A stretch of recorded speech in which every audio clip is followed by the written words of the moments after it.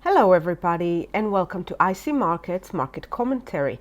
My name is Tamar Mer from Trade with Precision, and today I want to do a spotlight on the Kiwi dollar, and I want to take a look at a higher time frame and areas to look for a pullback. There's been a strong sell-off of the Kiwi dollar and I'm looking for a bit of release of the selling pressure and then a continuation of the overall higher time frame trend.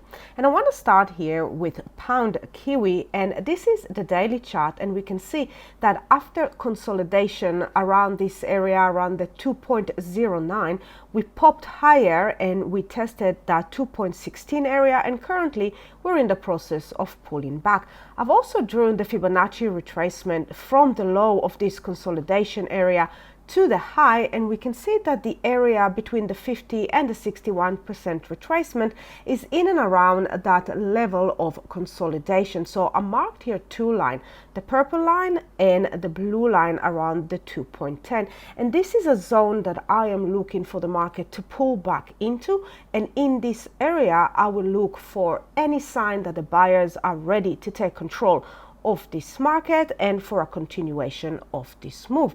Now let's go up the time frame and take a look at this area, at this level, and why I picked this zone. So as we can see here, we had a lot of rejection around this level where the purple line is, and then we pushed higher. So if and when the market will pull back into this area, it's also going to be back into its averages. We also have nice convergence here on the momentum indicators. Going up into the monthly chart, and we can see that the monthly is also very overextended, so a bit of release of this strong buying pressure. So coming down into the daily, the blue line that I'm looking at, it's simply that consolidation in the context of the daily. So once again, I'm looking for this zone between the 2.10 area, so the blue line and the purple line, and I'm looking for signs that the buyers are ready to take over and for a continuation of this move. The next one, and quite similar, is Euro Kiwi. So looking here on Euro Kiwi on the weekly, and we can see once again a strong push and we are overextended. Now the area that I'm looking for a pullback is in and around the round number of 1.80. Now I also drew the Fibonacci retracement in the context of the weekly, so from the previous swing higher low to the higher high, and that is the green Fibonacci retracement, and we can see that this 1.80 is clustering quite nicely with the 50% retracement. Going down into the daily, and I also drew the Fibonacci retracement from the previous swing higher low in the context of the daily. So that's the blue one, and we can see that they're also clustering here with a 61.8% retracement of the daily move. So a lot of clustering technical element in and around the same level, that 1.80. So once again, I'm looking for a pullback into that area, signs that the buyers are ready to take over, and a continuation of this move.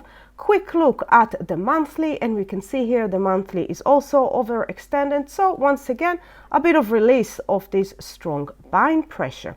Lastly, I want to take a look at Kiwi Swiss. Now, Kiwi Swiss broke lower and went even lower than the spike that it made during the pandemic time. So in March 2020, we can see this spiked around the 0.53.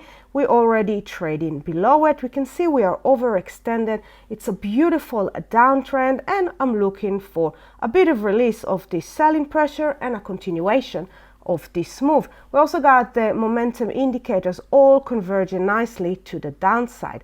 So looking at the weekly, and once again I'm looking at the zone. So the first line is the blue line, the 0.53, that spike on the monthly chart, and the area of the 0.54, which we can see is a consolidation area here on the weekly before that break lower. We can also see that the momentum indicators on the weekly are converging to the downside. We are overextended, so a bit of release of this selling pressure. So down into the daily chart, and we can see in this area, that zone that I'm looking at, there's been a lot of activity before we broke lower. So if and when we will pull back into that area, we might not still be in a downtrend on the daily chart, but that's fine for me. I am looking at a higher time frame potential trading opportunities. Happy trading, everyone. Bye for now.